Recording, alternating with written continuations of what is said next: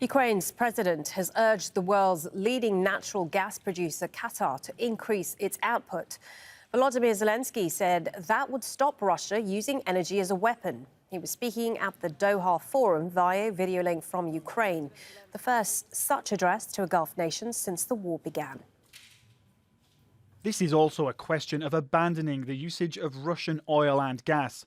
Responsible states like the state of Qatar are reliable and solid exporters of energy resources, and they can make their contribution to the stabilization in Europe. They can do much to restore justice. The future of Europe rests with your efforts. It depends on your efforts. I ask you to increase the output of energy to ensure that everyone in Russia understands that no country can use energy as a weapon. Let's go to Jamal El-Shail, who is live at the forum here in Doha. Jamal, that was a surprise address by the president of Ukraine. What else did he have to say at the Doha Forum? Well, it was yesterday. It was not announced to be part of the program, whether that's because of, maybe attempts by the organizers to try and bring in also the Russian side, or whether it was a last-minute one.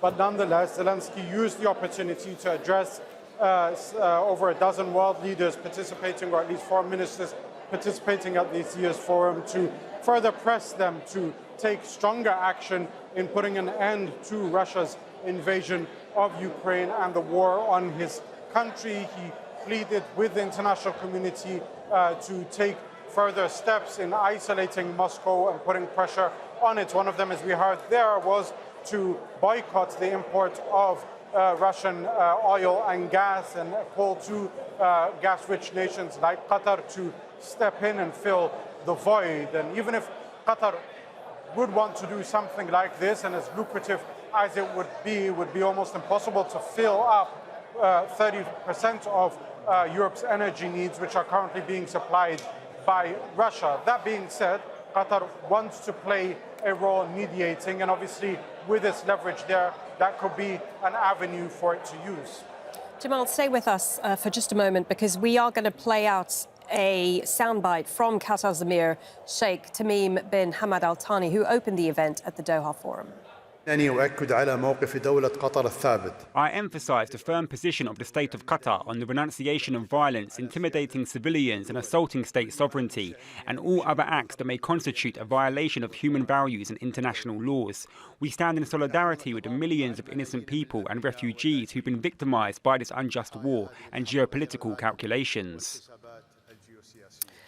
Jamal, Qatar's Emir there talking about Ukraine, even before we saw President Zelenskyy there. Clearly, the conflict is weighing on the Qataris.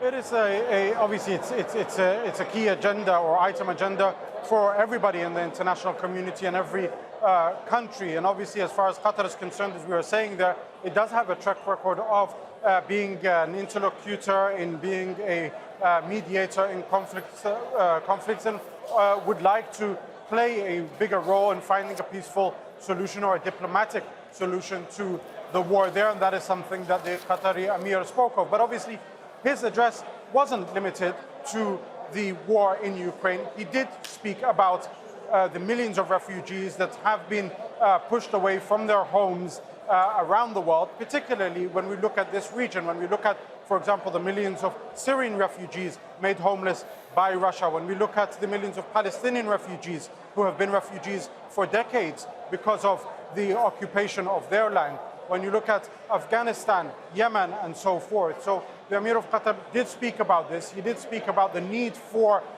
pluralism, for diplomacy, for negotiations and discussions to take place, not purely to tick a box that they are taking place, but to find a solution.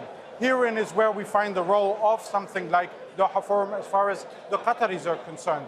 They say that this is a platform to try and find a viable and realistic common ground between different actors, globally, regionally, and within their respective countries, to have a meeting ground where they can discuss ways to resolve conflicts, but also to overcome challenges. Because it's not just about conflicts, there are global challenges, whether it's economic and obviously inflation and other issues that are going around the world, or even the environment and other things like that. All of that will be discussed in expert sessions over the coming 48 hours.